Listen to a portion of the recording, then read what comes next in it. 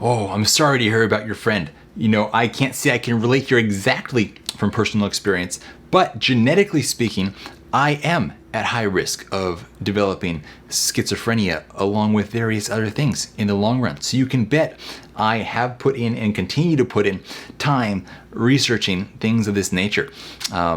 So far, doing a great job keeping all that at bay, and I hope to continue doing that into the future with very specific strategies. Now, if your friend has a genetic test done, it'd be great to put that into something like Prometheus and look at what genetic risk factors they have, because certain genetics may mean that something as simple as drinking lots of caffeine or being really stressed that maybe another person, doesn't thrive from but does perfectly okay with, actually puts somebody at much higher risk on a accelerated path to different mental health issues, and you wouldn't really know unless you paid very close attention to yourself and kept a detailed journal or had genetic testing done. But there's certainly a lot you can do from different angles here. So one area to look at first would be dietary alterations, and then we're also going to talk about overall diets, the best supplements here, and some other health strategy related things that you can get into as well. So dietary alterations, removing gluten, is actually the first place that I would think of starting. If somebody is a celiac or even has a strong sensitivity to gluten, this can really increase the risk of schizophrenia. Also, it's interesting to note that with people who have schizophrenia, it's found that certain fatty acids are much lower in the body, specifically looking at arachidonic acid and DHA. And interestingly, when some people take antipsychotics, one of the effects of the antipsychotics is that you see these levels increase. So that's something noteworthy. And with any kind of mental health issue, looking at increasing levels of omega-3 is a great starting point to think about exploring, because the omega-3s, especially the long-chain omega-3s, form such a foundation for our biological architecture when it comes to building a healthy brain and a healthy nervous system. And then the ketogenic diet becomes very exciting here as well. So emerging research has been showing that a ketogenic diet is possibly one of the most novel treatments for schizophrenia that is available these days. Why exactly this happens, nobody has yet determined for sure. They've just looked at, okay, here's these people on a ketogenic diet, and suddenly, whoa, we're seeing a lot less symptoms. But there are some hypotheses. It could be that now when you're on a high quality ketogenic diet, there is no gluten and no processed foods, and that could be huge triggers, both of those.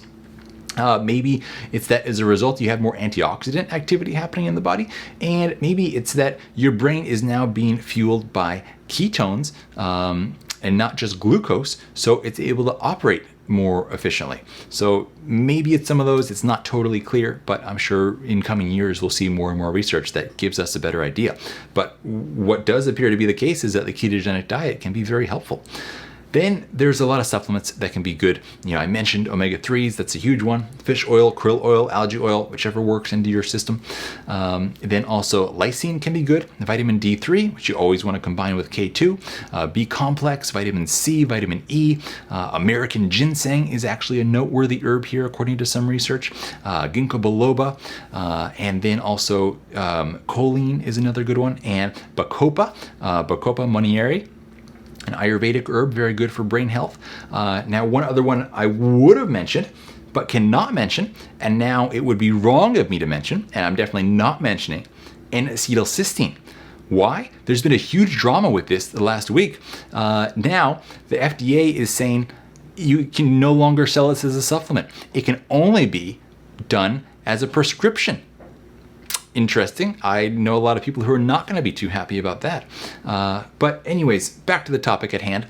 Neurofeedback, also tremendous. It's a little bit expensive, but it is so powerful at helping to retrain the brain. The brain falls into these grooves in terms of how it works. And sometimes these are very non-functional and detrimental in so many ways. And neurofeedback helps to gently take you out of that groove, put you into another groove, retrain the way different sequences happen in the brain. And it's just spectacular stuff.